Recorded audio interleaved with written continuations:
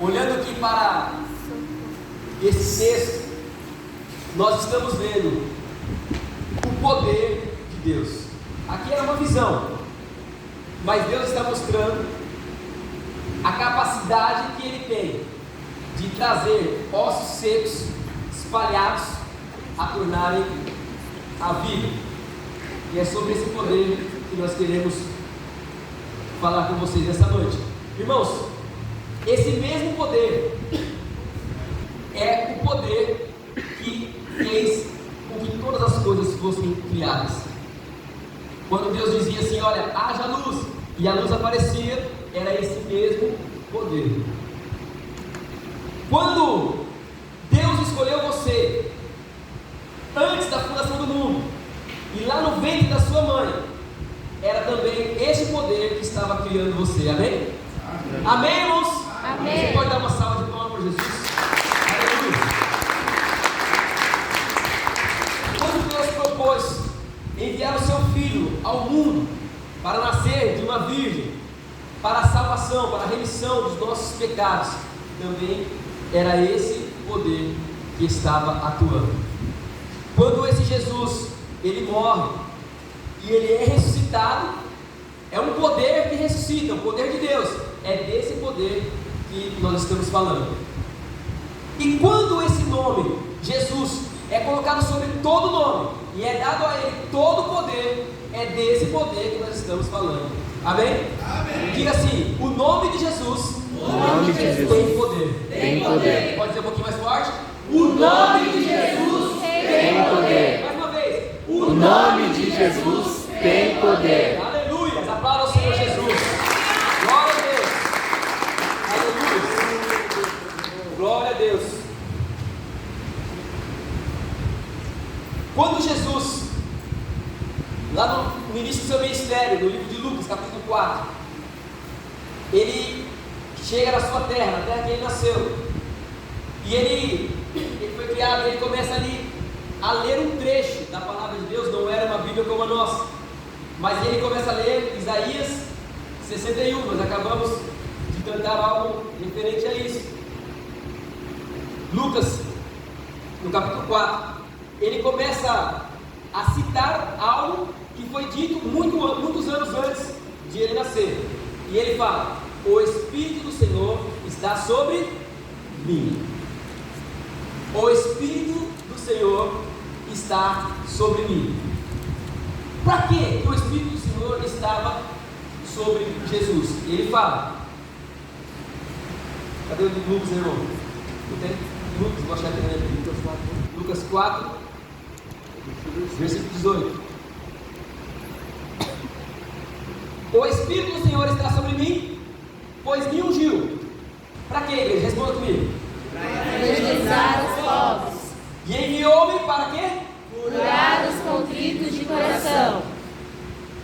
Proclamar A liberdade aos cativos. restaurar Os cegos. e pôr em liberdade Os oprimidos.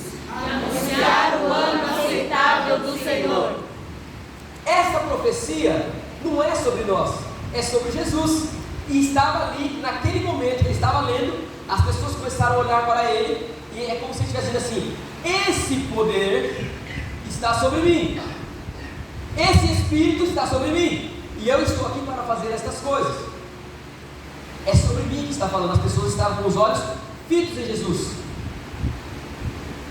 Mas Jesus começou o seu ministério, realizou obras maravilhosas, e depois ele nos envia para fazer a sua obra. Então também tem a ver conosco, porque ele falou assim: vocês vão fazer as obras que eu faço e farão obras maiores. Então esse Espírito que estava sobre Jesus, esse poder que estava sobre Jesus, para curar, para libertar, para expulsar demônios, para fazer tantas outras coisas, está sobre nós. Amém? Amém. Nós recebemos esse poder para fazer a obra de Deus, para fazer a vontade de Jesus. E esse poder, Lucas capítulo 9, versículo 54, ele não é para nós usarmos ao nosso favor, como se fosse um poder de bruxaria, que as pessoas usam para o benefício. Eu preciso de tal coisa. Aqui no livro de Lucas, no capítulo 9, Jesus estava indo para Jerusalém e ele passa em Samaria e ele fala para os seus discípulos: vamos um pouquinho na frente, arruma lá uma pousada para nós. Mas as pessoas daquela cidade perceberam que eles estavam indo para Jerusalém. Os samaritanos não se davam bem com os judeus e eles recusaram a estadia de Jesus e dos seus discípulos. Os discípulos, cheios do poder, já falaram assim: mestre, o que o senhor acha de nós, não foi nem Jesus, de nós pedirmos aqui que desça fogo do céu e consuma esses caras aí? É para isso que era o poder? É para isso que Deus está te dando poder? Quando nós dobramos os nossos joelhos, é para pedir a Deus, ao Pai, em nosso favor, benefícios para nós? É para isso? Olha o que Jesus pergunta: vendo-se, porém, repreendeu-os e disse: vós não sabeis de que espírito sois? Qual o espírito que está habitando o seu coração? É um espírito para destruição? É um espírito para julgar as pessoas que estão lá fora, que não são da nossa igreja? É um espírito para derrubar? Ou é para construir? Ou para abençoar? Ou para curar? Ou para salvar? Ou para libertar? É isso que Jesus Cristo está perguntando para os discípulos. O poder de Deus derramado sobre Jesus Cristo e derramado sobre nós é para que a gente vá ao mundo, pregue o Evangelho, para que a gente cure, para que a gente liberte, para que a gente salve pessoas. Diga assim comigo: eu sou servo de Jesus. Sou servo de Jesus. E preciso continuar a sua obra, que é abençoar as pessoas que estão perto de mim. Aleluia, glória a Deus. Eu gostaria de saber se você acha difícil salvar uma vida, ganhar uma vida. Não é fácil, mas o Senhor nos deu o poder para fazer isso. Eu queria que você lesse comigo Mateus capítulo 9 e versículo 37. Irmãos, eu acho uma pessoa muito difícil de se converter, e às vezes eu tenho dificuldade em evangelizá-la, porque eu olho para a vida dela e, pelos meus olhos carnais, eu vejo uma dificuldade enorme. Talvez uma pessoa muito rica. Se é uma pessoa pobre, eu falo: vai para a igreja, Deus vai te abençoar, Deus vai transformar a sua vida. Mas se é uma pessoa muito rica, bem sucedida, aí eu falo o que para ela? Vai para a igreja, Jesus vai te transformar, A gente tem um pouco de dificuldade, porque a gente olha pelos olhos carnais, como se uma pessoa abastada não precisasse de Jesus. Mas olhando para a vida do apóstolo Paulo, por exemplo, era um homem de posição, religioso, fiel naquilo que ele seguia, e ele era um perseguidor da igreja de Cristo. Era difícil se converter ou não? Era difícil. Talvez os discípulos de Jesus Cristo tinham medo de chegar perto dele e falar de Cristo para ele, porque seriam presos, seriam apedrejados ou apanhariam. Quando ele se encontra com Jesus, e aí é mandado uma pessoa falar com ele, a pessoa fala: aquele lá? Eu botei ele lá? Não, pode ir, porque ele já está amansado, já tratei, só falta você ir lá e orar por ele para que ele volte a enxergar. Então, Mateus capítulo 9, versículo 37 vai dizer assim, que a seara é muito grande, mas os trabalhadores são poucos. Então, se nós orarmos e pedirmos ao Pai, o Pai vai enviar trabalhadores. Nós podemos orar para que Deus envie mais pessoas. Não é o nosso trabalho convencer, o nosso trabalho é profetizar, é falar da palavra de Deus. Diga assim: eu quero profetizar. E os ossos vão viver. Eu quero profetizar. E os ossos vão viver. A palavra do Senhor Jesus. Glória a Deus.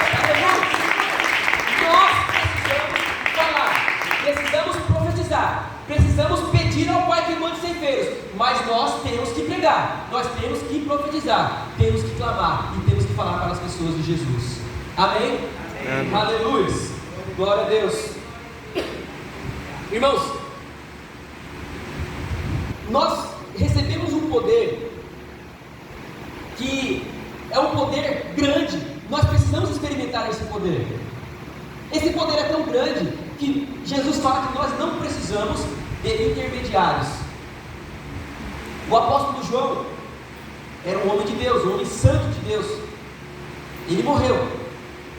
Mas eu não posso dizer que o apóstolo João está no céu olhando por mim, porque ele não está no céu olhando por mim. Ele está no céu desfrutando das promessas de Cristo. Amém?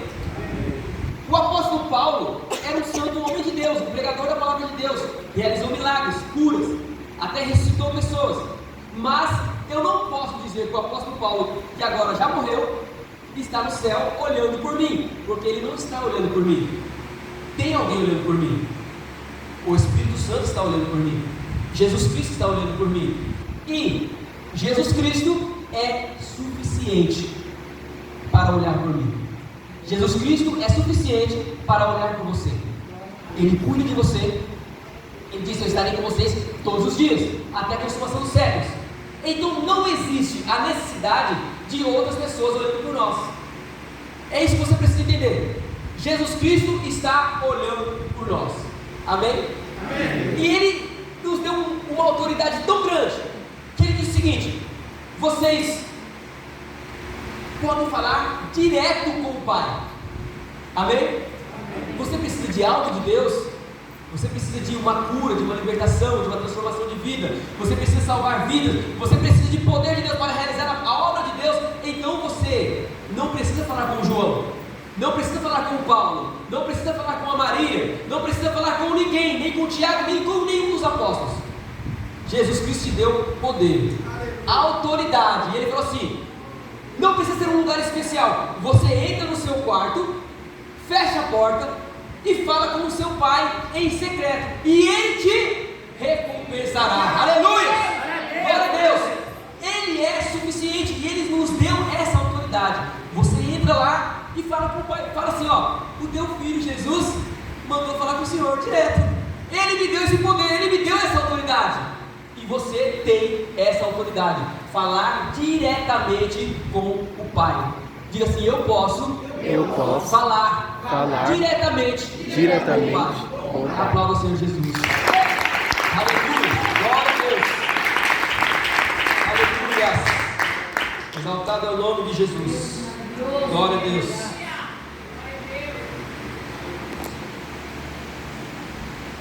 Esse poder que Jesus nos deu, Ele transforma vidas.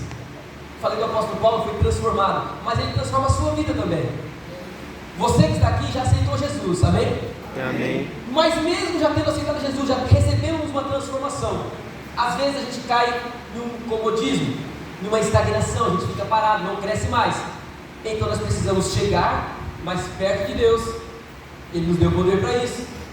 E chegando mais perto, pedir para Ele que transforme a nossa mentalidade, o nosso pensamento, a nossa vida. Nós queremos ter mais experiência, nós queremos absorver um pouquinho mais desse poder, usufruir um pouquinho mais desse poder. Mas a nossa mente, ela é uma mente mundana, porque nós somos humanos, estamos no mundo, convivemos com muitas pessoas mundanas. O apóstolo Paulo fala assim: vocês precisam renovar a mente de vocês, mas a gente não consegue. Mas o poder de Deus está sobre nós para nos transformar e nos aproximar ao máximo do nosso Cristo. Irmãos, preste atenção no seu dia. Um dia de 24 horas, você passa 8 horas dormindo, porque você vai ter que trabalhar. E aí você acorda, vai trabalhar para ganhar o dinheiro, o sustento da família. Então você já passou 16 horas do seu dia, 8 horas dormindo, 8 horas trabalhando, e as outras 8 horas você passa gastando aquilo que você ganhou. Aí você fala: mas eu não trabalho. Então você passa estudando, você dorme 8 horas, aí passa 5 horas ali estudando na escola, fortalecendo o cérebro, depois passa mais umas 3 horas em casa destruindo o cérebro com os joguinhos, com a internet, e depois passa mais 8 horas pensando como gastar o dinheiro do pai e da mãe. Então a gente divide nosso dia mais ou menos assim. Só que esse é um pensamento humano, terreno, mundano. E o poder que Jesus Cristo nos deu é para usar o nosso dia para glorificar o nosso Deus. Nós não fomos criados para o dinheiro, nós não fomos criados para os bens materiais, nós não fomos criados para as riquezas, mas a riqueza, o dinheiro, os bens materiais tomam a maior parte das nossas vidas. Tudo que você vai fazer é pensando no dinheiro. Se você estuda porque você quer ter uma profissão para ter um bom dinheiro, tudo isso, você procura um bom emprego, você faz hora extra, tudo é por causa do dinheiro. Nós dependemos do dinheiro para a nossa sobrevivência. Essa transformação que eu estou falando para vocês, baseada no poder de Deus, é chegar ao ponto de nós buscarmos a Deus, a usufruir do poder de Deus da mesma maneira que a gente procura o dinheiro. Porque se nós abandonarmos esse desejo insano de buscar o dinheiro, de buscar a riqueza, a prosperidade, de buscarmos o nosso Deus, nós vamos começar a sentir o poder de Deus nas nossas vidas. Jesus Cristo estava aqui na terra, e Ele é o nosso exemplo. As pessoas chegavam para Jesus e falavam: Jesus, eu quero te seguir. Olha o que Jesus diz: a raposa tem o seu covil, as aves têm os seus ninhos, o filho do homem não tem nada, não tem onde reclinar a cabeça. É isso que você quer? É, Jesus, eu quero seguir. Então, diga não para você mesmo, toma a sua cruz e vem. É dessa maneira que Jesus Cristo agradava o Pai. Perguntaram para Jesus algumas coisas sobre Deus, ele falou assim: olha, a minha vontade, o meu desejo, a minha comida é fazer a vontade do meu Pai.